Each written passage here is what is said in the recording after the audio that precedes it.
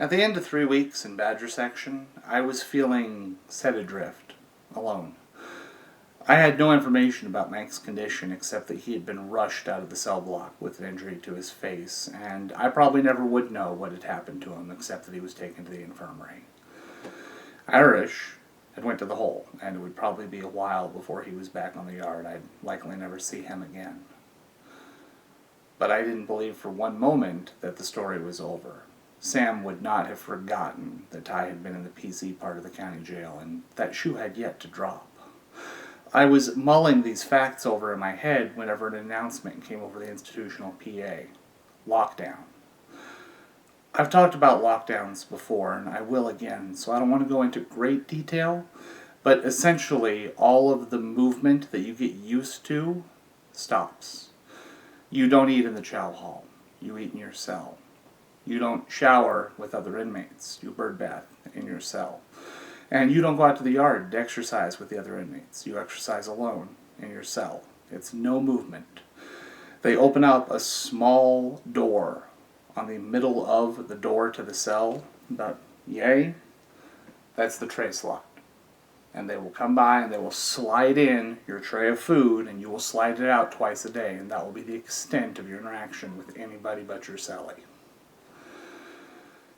They wanted to know where the knife that Mike had been stabbed with had come from. They wanted to know why he had been stabbed. And they were going to conduct interviews, investigations, searches to try and get some information. On the first day of the lockdown, the cops came into the cell block about 50 deep, just a wall of green uniforms and batons and pepper spray. They rapidly pulled inmates out of their cells, strip searched them, searched every inch of the inside of their cell, and then moved on to the next cell, looking for some clues as to where the weapon had come from. I was in cell 248.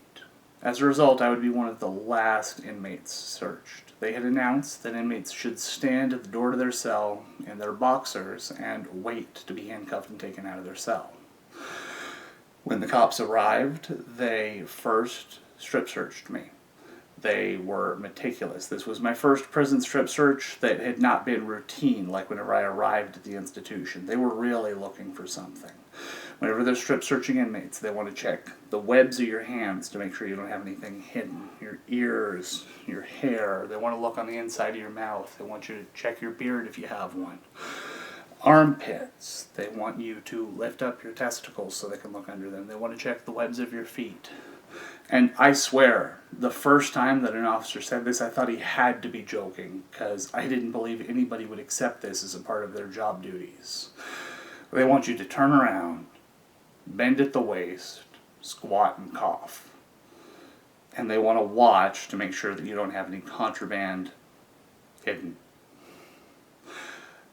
It was a unique experience. I can't say that it scarred me. It wasn't awful. It wasn't the type of thing that I have nightmares about, like other things that I saw in prison.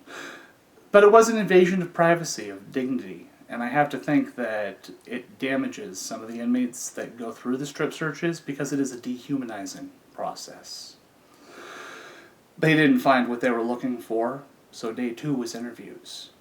They set up a long conference table in the middle of the hallway outside of the cells, around cell 125 or so.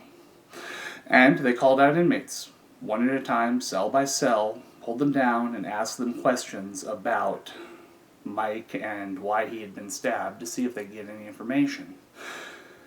You would think this would take a while to do, 200 interviews, but whenever there's only 5 questions and pretty much every inmate's response to each question is, "No, I don't know what you're talking about, leave me alone," it goes pretty quick. This set of interviews was only notable because Ty, who was one of the first people interviewed, gave quite a show. I don't want to repeat the exact words that he used, but I can tell you that I give him an A for filth, for cleverness, and most importantly for volume. He cursed this dude out at the top of his lungs so the whole tier could hear. Under an ordinary day, if you insulted a correctional professional, you'd probably be fine. The idea that all disrespect is met with violent vengeance is of course an exaggeration.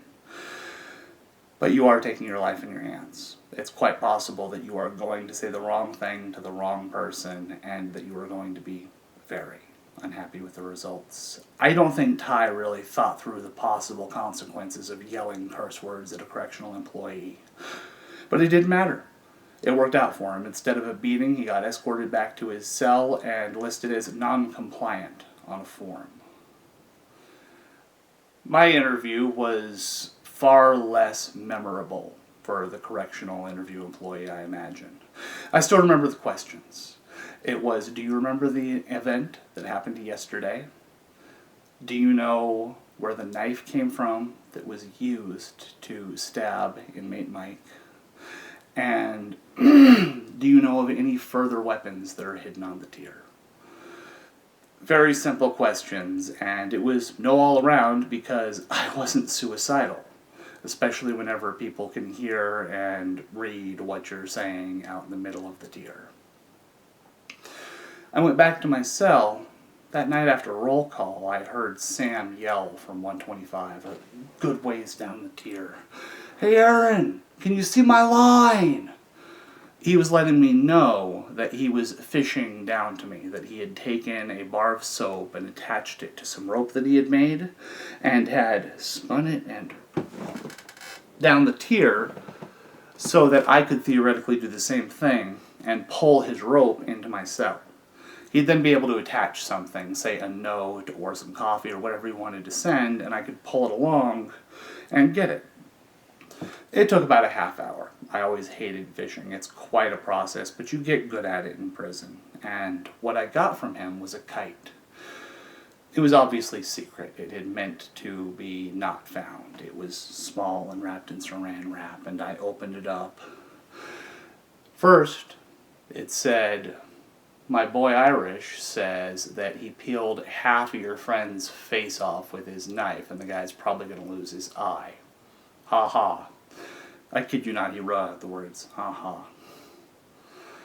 He then noted, "Ty gave quite a show this afternoon. I had been thinking he was next, but he can stay on my yard as long as he wants.